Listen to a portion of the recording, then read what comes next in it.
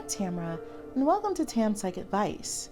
We can all get agitated sometimes and think, why can't my family and friends think and act like me? Why can't they make decisions like me? Why don't they want to be social and hang out all the time like me? Why aren't they logical thinkers like me? If they could be a little bit more like me, we'd have a lot more money to build a successful company. Or why is he so confrontational? Why does she let people run all over her? So many times in life, if people thought the same, we'd have less chaos and more rigidity. But is that what you really want in a romantic partner? Someone who thinks like you, acts like you? Can you imagine two INTPs living together, or two ENTPs? How about two ENTJs or INFJs? Or two ENFJs? Could that really work for you? Lately, I have been seeing couples with the same MBTI types. Two ESFPs, two ISFPs, and two ISTJs. Do you think this makes a successful couple? Or do you think it could never work? Actually, the couples that I've seen with the same MBTI types are extremely happy together. They love each other so much. They will do anything for each other. They get along really well. They take care of each other, have fun together, are raising strong, happy families together. They're very proud of their relationships, and they have an above average emotional intelligence when it comes to making magic happen in their lives. They thrive off each other's goodness. They show up for one another every time. They respond to each other's wants and needs and encourage each other. They're very genuine and authentic and give far more than they take. They are good listeners and encouraging. They seem to embody the 7 core elements of friendships, according to friendship experts, which includes reciprocity, which is give and take, support, boundaries, affection, ease, vulnerability, and predictability. There's an old saying that opposites attract. Do you believe this is true for yourself?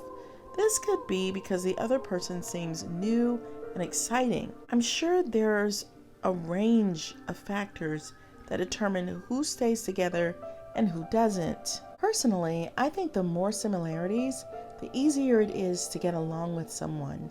Although there are some interesting things in MBTI, like cognitive stacks that can be a same enhancer or game changer for some couples, you can be complete opposites in MBTI preferences and get along great.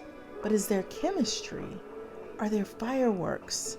In these same type MBTI couples, there's fireworks. But would you really want to be with someone exactly like yourself in MBTI world? I would not want that. I love having friendships with my fellow ENFJs.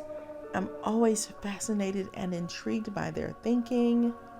When I'm around other ENFJs, just plain old friends, I think, wow, do I act like that sometimes? I sure hope so. It's loads of fun hanging out with other ENFJs, and I feel energized by that. But that's as far as it goes for me. I wouldn't want to be in a romantic relationship with another ENFJ because I know too much about them and how they feel about things. And for me, that could take away some of the enjoyment. You know the phrase, are you thinking what I'm thinking? I wonder if those same MBTI type couples ever do that. As intuitive as ENFJs are, I'd really want to know, are you thinking what I'm thinking? Are we thinking the same thing all the time? I think that would freak me out, scare me a little. Because I think in a romantic relationship, I want a little bit of mystery. So I need something different in a relationship. However, studies have shown the idea that opposites attract in relationships is a myth. In reality, people tend to be attracted to those who are similar to themselves. This could be because personality contrasts tend to stand out and become bigger over time. So the big question for you today is, would you be cool with dating your same MBTI type? I think when there's lots of the same MBTI types, like the SPs and the SJs, it's probably inevitable that those people are going to date each other. But would you enjoy that personally? I mean, be honest. If you think you would love it, then hey, just say it. But is it kind of like narcissist, like you're looking in the mirror, like you love yourself so much that you want to be with yourself only, and so you pick somebody who's exactly like you? Or is that just wacky, cuckoo, nutty thinking as well? I mean, think about it. Like, what do you think the pros or the cons would be? Quote, fantasy and reality are the same. To break the barrier and walk between the worlds of the reality that we know and the world of thought and imagination, the only thing you will ever need is the capacity to see beyond the limitations you have placed on yourself. By Willow Smith. The sky is the limit.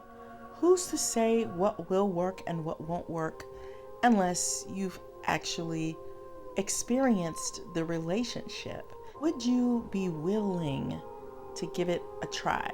You're just feeling a little doubtful about your romantic life anyway, and you feel like you need a little help, then check out my book, Flip the Script on Love by Tamara Zyon on Amazon, and I talk about all things love, and I think you will really enjoy it, and it's coming from an ENFJ. And you could also check out my book, The Workplace NaRCISSiST, which is about those people that you definitely don't want to attract. You want to stay far away from them, but in order to stay far away from them, you have to understand who you're looking at. Like at this point, I can pick up narcissistic energy pretty quickly, so I want you to have the same advantage. So check that book out on Amazon as well. And thanks for hanging out with me, friends. Let me know in the comments what you think, and I will see you in the next video. Bye.